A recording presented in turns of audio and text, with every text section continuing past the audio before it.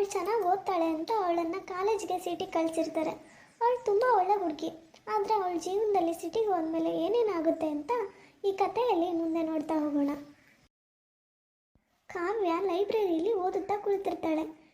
ಅವಳ ಫ್ರೆಂಡ್ ಶ್ರುತಿ ಅಲ್ಲಿಗೆ ಬರ್ತಾಳೆ. ಕಾವ್ಯ, ಓದ್ತಾ ಇದೆಯಾ? ನಿನ್ನಿಂದ ನನಗೊಂದು ಹೆಲ್ಪ್ ಆಗಬೇಕಿತ್ತು. ಇಲ್ಲ ಅನ್ಬೇಡವೆ? ಏನು ಹೇಳು ಶ್ರುತಿ, ನನ್ನಿಂದ ಆದರೆ ನಾನು ಮಾಡ್ತೀನಿ. ಏನಿಲ್ಲ ಕಣೆ, ನಾನು ನನ್ನ ಬಾಯ್ ಫ್ರೆಂಡ್ ಜೊತೆ ಹೊರಗಡೆ ಹೋಗ್ತಾ ಇದ್ದೀನಿ.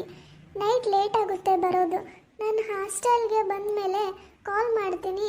ಸ್ವಲ್ಪ ಬಂದು ಗೇಟ್ ಓಪನ್ ಮಾಡು ಪ್ಲೀಸ್. ಇವಳೇನಪ್ಪ ಹಿಂಗೆ ಹೇಳ್ತಿದ್ದಾಳೆ? ನಾನು ಓದಬೇಕು ಅಂತ ಬಂದಿದ್ದೀನಿ.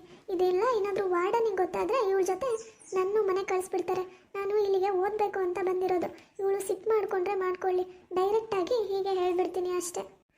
ಇಲ್ಲ ಕಣೆ, ನನಗೆ ಭಯ ಆಗುತ್ತೆ. ಯಾರಿಗಾದರೂ ಗೊತ್ತಾದರೆ ಏನು ಕತೆ? ನಮ್ಮ ಮನೇಲಿ ಕಾಲೇಜ್ ಬಿಡಿಸ್ತಾರೆ. ನಾನು ಮಾಡಲ್ಲ.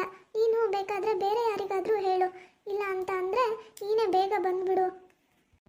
ಅಲ್ಲ, ಎಷ್ಟು ಸೊಕ್ಕು ಇವಳಿಗೆ. ಇಷ್ಟು ರಿಕ್ವೆಸ್ಟ್ ಮಾಡಿಕೊಂಡ್ರೂ ಹೆಲ್ಪ್ ಮಾಡಲಿಲ್ಲ. ಅಲ್ಲ, ನೋಡೋಣ, ಹಿಂಗೆ ಇರ್ತಾಳ ಒಂದಿನ.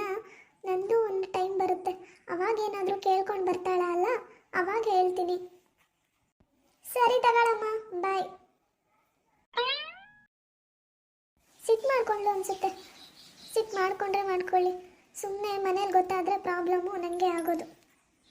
ಇವಳೇನು ಯಾವಾಗಲೂ ಹುಡುಗರ ಜೊತೆ ಸುತ್ತಾಡ್ತಾಳೆ. ಇವಳ ಜೊತೆ ಇದ್ದರೆ ನನಗೂ ಕೆಟ್ಟ ಹೆಸರು. ಮೊದಲು ರೂಮ್ ಚೇಂಜ್ ಮಾಡಬೇಕು. ಇವಳು ಬಂದ ಮೇಲೆ ಮಾತಾಡಿದ್ರಾಯ್ತು. ಮೊದಲು ಇವಾಗ ಓದೋ ಕಡೆ ಗಮನ ಕೊಡೋಣ, ಇವಳ ಬಗ್ಗೆ ಬಿಟ್ಟು. ಸ್ವಲ್ಪ ಸಮಯದ ನಂತರ ಕಾವ್ಯ ರೂಮಲ್ಲಿ ಸುಮ್ಮನೆ ಕೂತಿರ್ತಾಳೆ. ಅಷ್ಟರಲ್ಲಿ ಶ್ರುತಿ ಅಲ್ಲಿಗೆ ಬರ್ತಾಳೆ. ಶ್ರುತಿ, ಏನದು ಗಿಫ್ಟು? ಏನಿಲ್ಲ ಕಾವ್ಯ, ಅದೇ ನನ್ನ ಬಾಯ್ ಫ್ರೆಂಡ್ ಇದ್ದಾನಂತ ಹೇಳಿದ್ನಲ್ಲ, ಅವನು ನನಗೆ ನನ್ನ ಬರ್ಡೇಗೆ ಅಡ್ವಾನ್ಸ್ ಆಗಿ ಐಫೋನ್ನ ಗಿಫ್ಟ್ ಮಾಡಿದ್ದಾನೆ ಕಣೆ.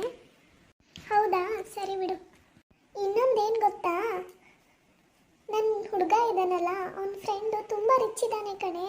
ಅವನಿಗೆ ನೀನು ಅಂದರೆ ತುಂಬ ಇಷ್ಟ ಅಂತೆ. ನೋಡು, ನೀನು ಓದೋ ಜವಾಬ್ದಾರಿ ಎಲ್ಲ ತಗೋತಾನೆ. ನಿನ್ನ ಅಪ್ಪ ಅಮ್ಮನ ಕೇಳೋದು ತಪ್ಪುತ್ತೆ. ಯೋಚನೆ ಮಾಡು.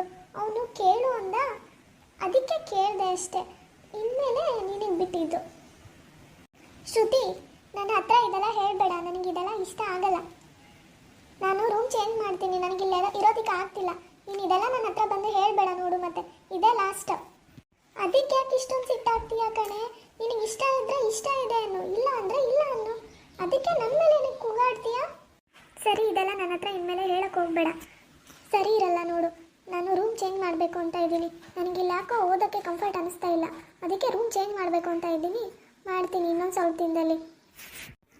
ಯಾಕೆ, ಏನಾದರೂ ನನ್ನಿಂದ ಪ್ರಾಬ್ಲಮ್ಮಾ? ಏನಾದರೂ ನನ್ನಿಂದ ತೊಂದರೆ ಆದರೆ ಸಾರಿ ಮಾ. ಇಲ್ಲೇ ಇರು. ನನ್ನಿಂದ ನಿನಗೇನು ಓದೋದಕ್ಕೆ ಪ್ರಾಬ್ಲಮ್ ಏನೂ ಆಗಲ್ಲ.